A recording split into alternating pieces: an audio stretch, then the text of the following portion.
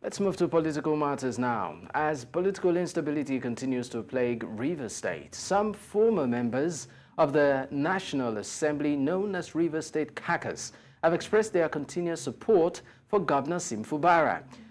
For the forward movement of the state to continue, Governor Fubara has given his word to not allow the looming crisis to be a distraction to infrastructural development.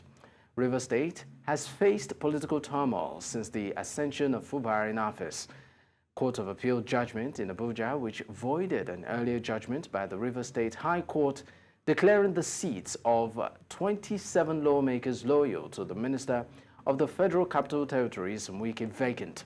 The appeal court's judge in the ruling held that the Rivers State High Court in Port Harcourt lacked the jurisdiction to rule on the validity of the defection of the Martin Amaule and his colleagues. Now, joining me on the news to make sense of this is Bieye. Briggs is a public affairs analyst. Thank you for joining me, Mr. Briggs. Now, let's start off with your recent take, or your take on the recent court judgment, particularly as regards the Martin Amaule faction and, of course, the 27 lawmakers expelled from the House. Well, the court has spoken. If you look at the merits of the case, the pro-Fubara lawmakers, led by Right Honorable Okojombo, approached the Rivers State High Court to restrain, amongst other things, the pro-Wike 27 lawmakers from parading themselves as members of the Rivers State House of Assembly, having defected to the All Progressives Congress, and sworn to an affidavit to that effect in a high court in Abuja, and whose seats have been declared vacant by the then Speaker of the Rivers State House of Assembly, Right Honorable Edison Ehie. Stop parading themselves pending the determination of us given. The pro-Wike legislators led by Right Honorable Martin Samihule approached the appeal court, citing that the Rivers State High Court lacked jurisdiction to entertain matters of defection ab initio. So the appeal court ruling held that yes, their claims were right, that the Rivers State High Court do not possess the constitutional jurisdiction to hear and determine matters of defection, that the right place was for the Federal High Court to have taken the jurisdiction.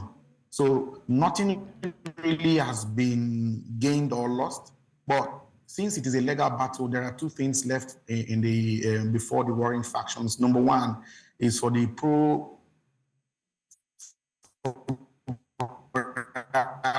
lawmakers to approach the Supreme Court if they disagree with the verdict and order issued by the appeal court, or for them to go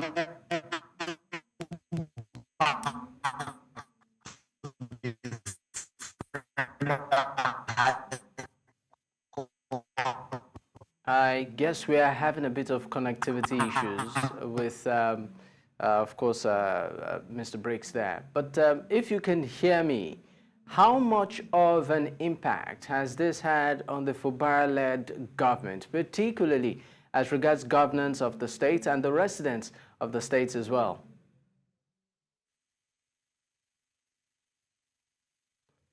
Well, in terms of impact, no meaningful development will definitely take place in any society where there is political rancor and instability and uncertainty. So whether you like it or not, there has been some level of distraction on the part of governance, but going about delivering the dividends of democracy, I think that the governor still has some level of focus.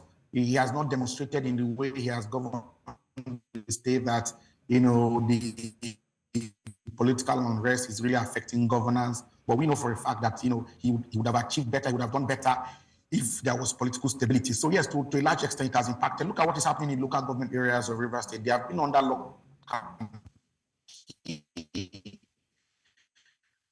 by the Nigerian police force because of the governor. They've not been allowed access to third governance in that regard because local government councils have not been functional. Workers at the local government levels cannot go to work because their offices have been sealed. So to that extent, I think that it has negatively impacted governance at the grassroots level. But other than that, projects are being commissioned, projects are being commenced, flagged off across the length and breadth of Rivers State. But I think that as a public affairs analyst, I think very strongly that we can achieve more and governance can be better if there is peace and political stability to a large extent. All right. Thank you for your time on the news, Bieye Briggs. It's a pleasure.